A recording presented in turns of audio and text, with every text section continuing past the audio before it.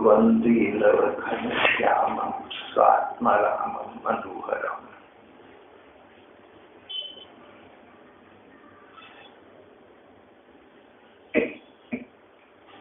संत श्री भाई जी अपने एक प्रवचन में कहते हैं कि जीवन के एक एक क्षण को मूल्यवान समझो। जीवन के एक एक क्षण को मूल्यवान समझो। क्षणों से मिनट बनते हैं, मिनटों से घंटे बनते हैं, घंटों से दिन बनते हैं। बड़ी ठीक बात है। ऐसा न सोचो कि चलो कुछ देर की बात है कर लेते हैं, बाद में जब कर लेंगे। जितनी देर हमने किसी बात में लगा दी वो समय नष्ट हो गया। अगर वो समय नाम जप में लगाती तो वो समय सार्थक हो जाता। कभी तुम्हारे पास अचानक रात को आंख खुली और दोबारा सो जाओ तो जो बीच के 10 सेकंड हैं उनमें नाम जप करो। ये ना सोचो कि अभी तो नींद खुली, अभी दोबारा सो जाना है तो माला तो पूरी होगी नहीं, अभी क्या करना है। ऐसा नहीं है, माला की बात नहीं है। 2 या 4 बार नाम लो, राम राम हरे हरे कृष्ण कृष्ण हरे हरे। 2-4 बार जितना समय हो उतना क्षण भी नाम जप कर लेना चाहिए। जीवन के एक एक क्षण को मूल्यवान समझो। बड़ी सावधानी के साथ प्रत्येक क्षण भगवान का चिंतन करते हुए या भगवान का ध्यान करते हुए या संसार के भले में सोच कर बिताओ। भाव ये कि तुम्हारा कोई क्षण ऐसा नहीं जाना चाहिए जिसमें किसी का तुम्हारे द्वारा अहित हो जाए, बुरा हो जाए। ऐसी बात नहीं है कि दूसरे का बुरा तुम्हारी वाणी या शरीर से ही होता है। तुम्हारे मन में बुरा विचार आ गया तो मान लो तुम अपना और दूसरों का नुकसान करने वाले हो गए। अगर हम शरीर से तो किसी का बुरा न करें, मुंह से भी कुछ न कहें, मन की बात मन में रखें, तो हमने उस बात को मन में रखा तो हमारा मन तो दूषित रहा, हमारा मन तो बिगड़ा रहा, हमारा मन तो रोगी रहा, हमारा मन अस्वस्थ रहा। इस प्रकार हमने अपना ही अकल्याण, अपना ही नुकसान कर लिया। और जो हमने मन में सोचा, जो बात मन में रखी, वो बात दूसरे के मन तक पहुंच जाएगी। जैसे शरीर की भाषा दूसरे का शरीर समझता है, जैसे हमारी वाणी को दूसरे के कान समझ के सुनती है, इसी प्रकार हमारे मन को दूसरे के मन के कान सुनते हैं। ऐसा न समझना तब हमारी मन में बात आई, हमने कुछ कहा तो है नहीं, चलो बात समाप्त हो, दूसरे को क्या पता, किसी को क्या पता। नहीं, ऐसा नहीं है। तुम्हारे मन में किसी के विषय में जो विचार आते हैं किसी न किसी प्रकार, किसी न किसी रूप में दूसरे तक पहुंच जाते हैं। हम किसी का बुरा सोचें तो अचानक वो भी हमारा बुरा सोचेगा। हो सकता है उसको ये पता न चले कि हमने उसका बुरा सोचा है, लेकिन मन से मन को राह होती है, न पता चले न प्रमाण हो। अगर हम किसी का बुरा सोचेंगे, अगर हम किसी का बुरा चाहेंगे तो ऐसा भी होगा कि अचानक उसके मन में तुम्हारे इस विचार की प्रेरणा से, इसके कारण दूसरे के मन में अचानक ये बात आएगी कि मैं भी उसका कुछ बुरा कर दूं, क्या फर्क पड़ता है।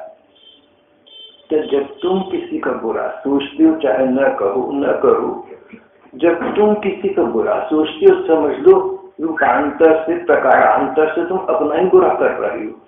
क्योंकि उस तुम्हारे बुरा सोचने के परमाणु उस तक पहुंचेंगे, उस तक टकराएंगे, फिर वापस तुम्हारे पास आ जाएंगे।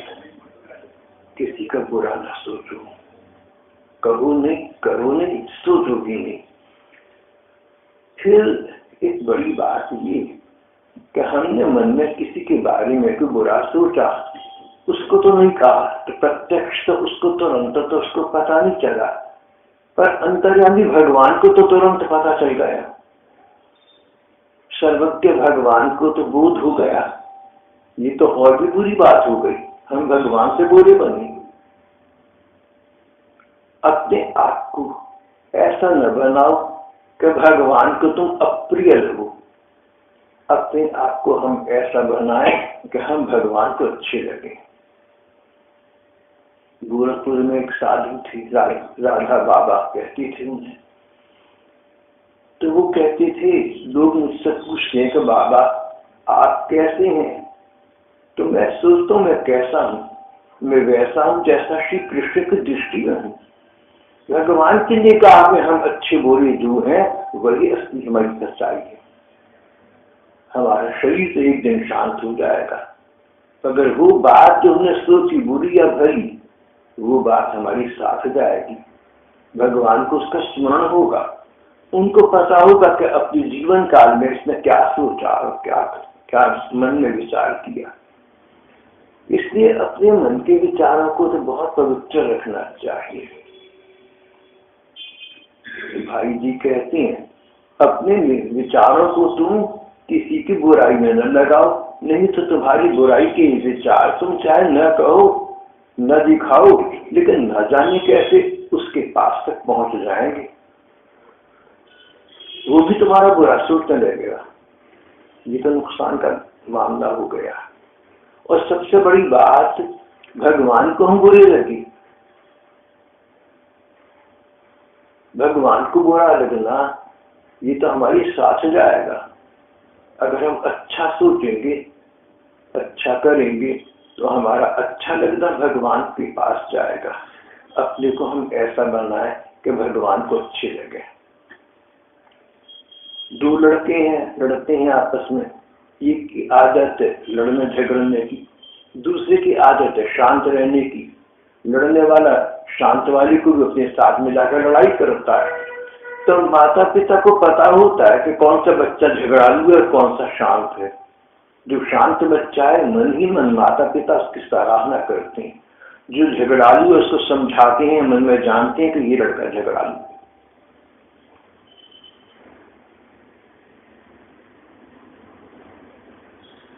दो बच्चे थे, बड़े हो गए थे, लेकिन आदतों तो जाती नहीं। तो माँ दोनों को एक एक लड्डू देकर नहाने के लिए गुसल में चली गई, स्नानागार में चली गई। छोटे को रोने की आवाज आई। पूछा, अरे बड़े, छोटा क्यों रो रहा है? कहता, माँ पहले मैं इसका लड्डू खा गया था तब रो रहा था, अब मैं अपना खा ना तब रो रहा है। इसकी रोने की आदत है, माँ इसको रोने दी। तो माँ समझ गई कि कैसा बच्चा है।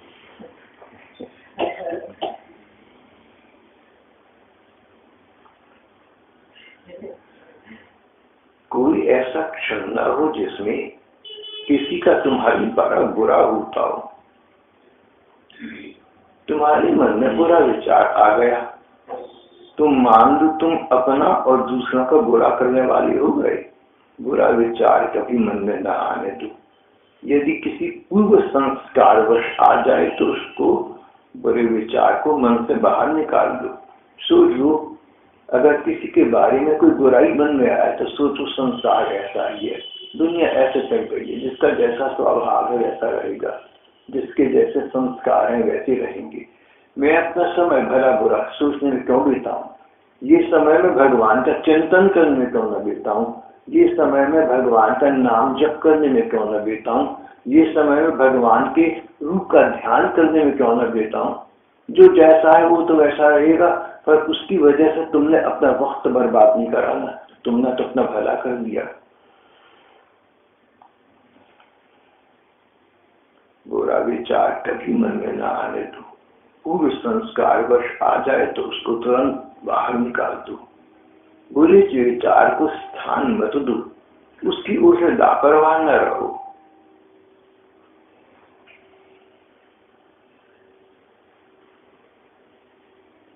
तो बाबा थे, बाबा आप कैसे हैं? कहते मैं सोचता हूँ मैं कैसा हूँ, जैसा भगवान को लगता हूँ वैसा हूँ, जैसा संसार को लगता हूँ वैसा मैं नहीं हूँ, जैसा मैं अपने को लगता हूँ वैसा भी शायद मैं नहीं, लेकिन जैसा भगवान को लगता हूँ वस्तुतः सचमुच में वैसा ही। अपने को, अपने विचारों को, अपने आचरण को, अपनी बोली को ऐसा बनाओ कि हम भगवान को अच्छे लगे। मन को मन का मौन करो। मुंह से बोलने का नाम ही मुंह से न होना चाहिए। मुंह से न बोलने का नाम ही मौन नहीं है। मौन कहते हैं चित्त के मौन हो जाने को। मन का मौन करो। अब तुमने वाणी का मौन कर लिया, होठों से एक अक्षर न बोला, पर तुम्हारा चित्त, तुम्हारा मन दुनिया के जगत के विषय में सोचता रहा, तो ये मौन नहीं हुआ। मौन तो मनन को कहते हैं, भगवान के चिंतन को मौन कहते हैं।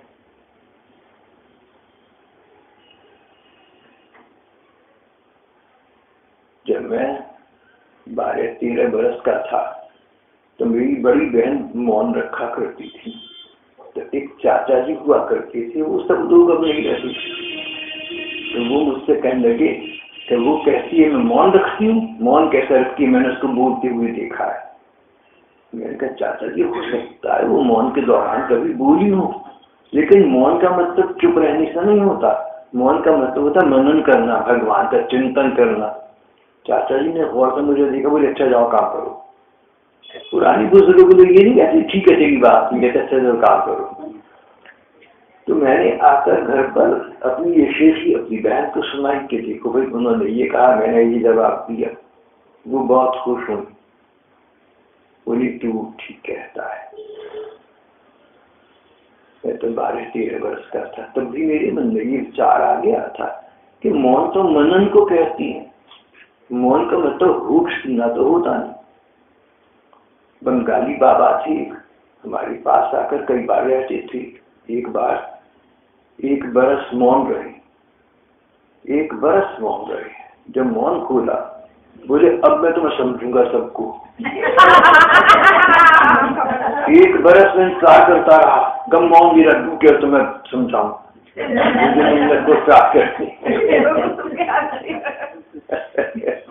तो हमारे बाबूजी बहुत थे, बोले ऐसी मौन का क्या फायदा कि एक साल ये सोचे कि मौन की अवधि खत्म हो तो मैं इनको जागूंगा।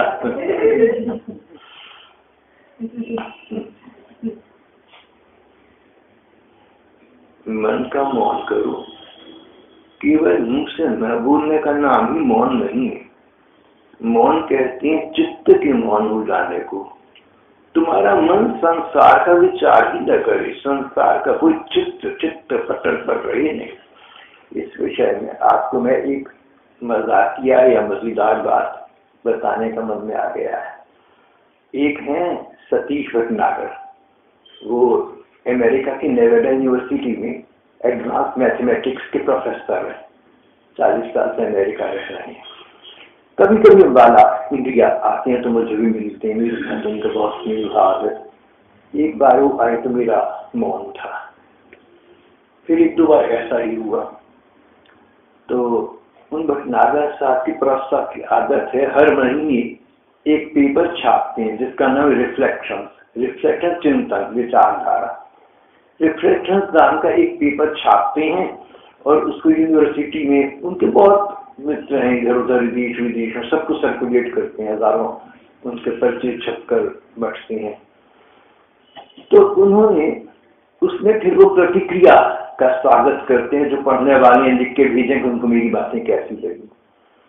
तो एक रिफ्लेक्शन में उन्होंने एक स्थान पर लिखा, मैं फलानी महीने में हिंदुस्तान गया, वहां पर मैं भाई साहब कहलाने वाले एक छोटी उम्र के साधु से मिला। उन्होंने ऐसा लिखा, मैं नहीं कह रहा मैं साधु, मैं किस बात का साधु आपके सामने मौज कर रहा हूँ। तो उन्होंने ऐसा लिखा, उनका मौन, भाई साहब का मौन ऐसा नहीं था जैसे ओशो ने मौन रखा था। उनका असली मौन था। जब वो मौन रखते थे तो संसार का विचार नहीं करते थे, उनका चेहरा बदल जाता था और उनका भगवान का चिंतन चलता रहता था। ओशो जैसा उन्होंने झूठा मौन कभी नहीं रखा। ओशो, भगवान श्री रजनीश। इस पर बड़ी प्रतिक्रिया हुई। एक अमेरिकन ने लिखा कि मैं भाई साहब को नहीं जानता और उनके बारे में मैं भला बुरा कुछ कह नहीं सकता, लेकिन इतना कह सकता हूँ कि ओशो ने भगवान श्री अजीत से मौन रखा, सच्चा मौन था, गलत मौन नहीं था। एक आयरलैंड के भी एक व्यक्ति ने ऐसा लिखा, एक ने लिखा कि मैं ओशो के पास रहा हूं, मैंने उनको मौन को पास कर देखा है, वो ठीक मौन रखते थे। प्रोफेसर भटनागर ने जवाब में कहा कि मैं ओशो के साथ कई दिन रहा हूं, मैंने उनका मौन बहुत नजदीक से देखा है, मैंने सोच समझकर जो ठीक समझा वही लिखा है। तो मैंने उनको प्रस्ताव को लिखा कि आपने जो लिखा आपका तो सद्भाव मेरे लिए है, लेकिन अगर कहीं किसी की कमी बतानी हो तो उसके साथ मेरा आप नाम संबंधित न करें, मेरे मुकाबले पर किसी को कम न बताएं, किसी चाहे कम बताएं, जैसा आपने महसूस किया, जो आपको लगा सो कहने का आपका अधिकार है। पर मैं आप भाई बहनों से भी ये कहूंगा, तुम किसी की प्रशंसा करो, खुशी से करो, और किसी की तुम्हें कोई कमी दिखे, अच्छा तो ये चुप रहो, लेकिन चलो कमी दिख देगा, कई बार कहनी भी पड़ती है। लेकिन अगर आप ऐसा कहेंगे ना कि हमारे भाई साहब तो ऐसा करते, उन्होंने ऐसा करा, इसमें मेरा शान नहीं है, इसमें मेरी शोभा नहीं है, ये मेरी अशोभनीय है। मेरा नाम लेकर आप किसी को छोटा बताएं तो मुझे दुख पहुंचेगा, इसमें मेरी शोभा नहीं है। शोभा तो इस बात में है हम दूसरों का सम्मान करें।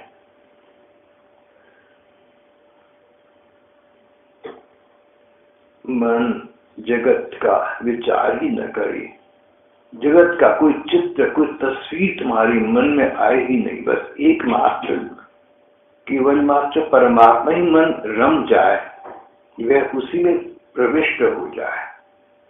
विश्वास करो ये स्थिति होती है, तुम्हारी भी यत्न करने पर, प्रयत्न करने पर तुम्हारी ये स्थिति आ सकती है। ऐसा ध्यान हो सकता है, ऐसी समाधि हो सकती है जिसमें जगत की तो बात ही क्या, तन मन की स्तुल न रहे, अधिक क्या ध्यान करने वाला स्वयं ध्येय में समाकर खो जाता है। ध्यान करने वाला जिन भगवान का ध्यान कर रहे हैं उनमें तत्लीन हो जाता है कि उसको अपना भी विचार नहीं आता। श्री भाई जी ने ये बात निजी अनुभव से कही होगी, उनका ऐसा था। एक बार श्री भाई जी अपने घर की छत पर जा बैठे, कल्याण के कागजों के प्रूफ रीडिंग कर रहे थे।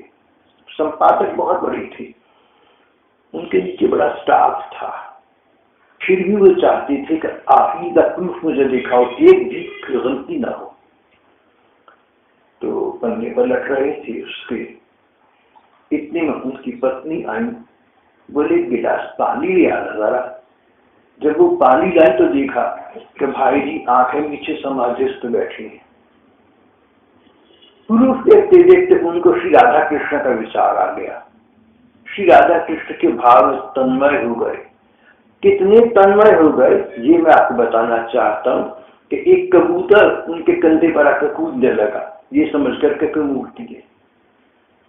इतनी ध्यान मग्न थी, अच्छा अडिग स्तब्ध के पक्षी समझते कि ये कोई मूर्ति है। उनके कंधे पर आकर एक कबूतर को कोका, कूदा फांदा। मां ने देखा, उनकी पत्नी ने दृश्य देखा, गिलास पानी का ये खड़ी नहीं, बड़ी देर तक की दृश्य चलता रहा।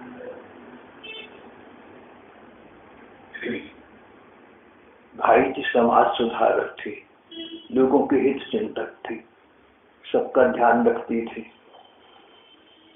कार में बैठे, एक मरीज को दिखने जाना है, रास्ते में 10 मिनट लगेंगे।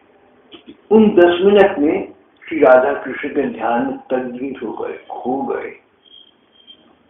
10 मिनट बीते, गाड़ी रुकी, भाई जी अस्पताल आ गया, आंख खोल, बोले हाँ चलो भैया। किसी को प्रदर्शित नहीं करते थे, किसी को ये कहते नहीं थे कि मैं तो ध्यान में था, तुमने मुझे क्यों तोड़ दिया ध्यान मेरा, ऐसा भी नहीं करते थे। इस प्रकार के उनके एक नहीं अनेक उदाहरण हैं। तो जो भाई जी स्वयं भगवान के ध्यान में खो जाया करते थे, उनको ये कहने का, हमको बताने का भी अधिकार है कि भैया तुम भी खो।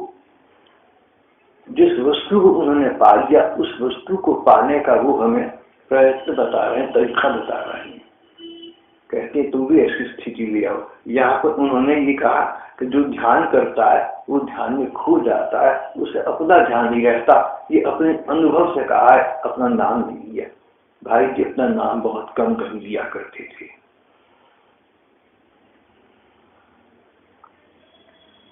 सुख चाहते हो तो दूसरों को सुख दो, मान चाहते हो, सम्मान चाहते हो तो मान सम्मान दूसरों को प्रदान करो, भला अपना चाहते हो दूसरों का भला करो।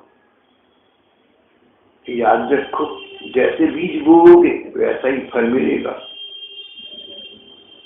जैसी करनी वैसी भरनी। जब तक तुम्हें अपना लाभ और दूसरे की हानि सुखदायक प्रतीत होती है तब तक तुम हानि उठाओगे। जब तक तुम्हें अपना फायदा और दूसरे का नुकसान अच्छा लगता है तब तक तुम नुकसान उठाओगे।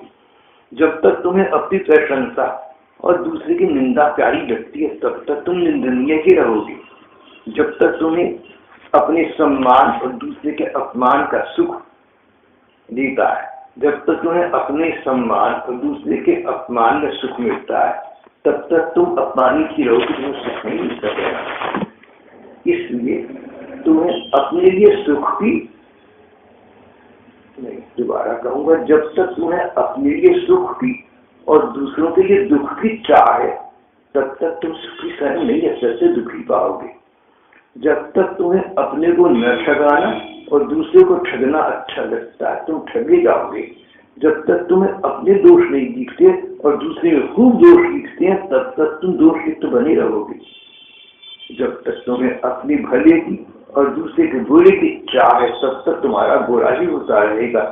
याद रखो, जो लोग रात दिन बुरे संकल्प करते हैं वे स्वयं तो दुखी रहते हैं, संसार को भी स्वाभाविक ही अपने अशुभ भावों का दान देकर उन्हें फैलाकर सबको कम या ज्यादा दुखी करते हैं। इस प्रकार तुम संकल्प करने वाले पुरुष स्वयं सुखी होते हैं, संसार के सब प्राणियों को भी सुख देते हैं। तुम्हें इस प्रकार का बनना चाहिए। आज का प्रसंग यहाँ समाप्त करते हैं।